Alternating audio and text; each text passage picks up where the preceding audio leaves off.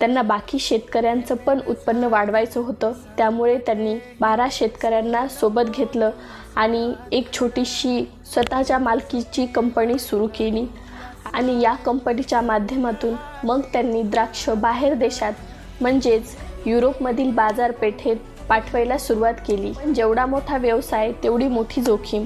यात नवीन व्यावसायिकांना तर खूपच काळजी घ्यावी लागते।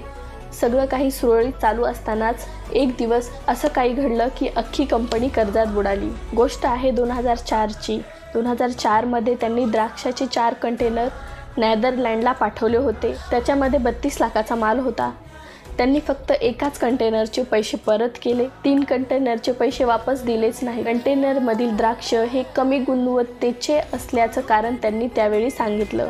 खरं कारण हे नव्हतंच, तिथलं मार्केट पडलं होतं, त्यामुळे द्राक्षाचा भाव उतरला होता, हे खरं कारण होतं।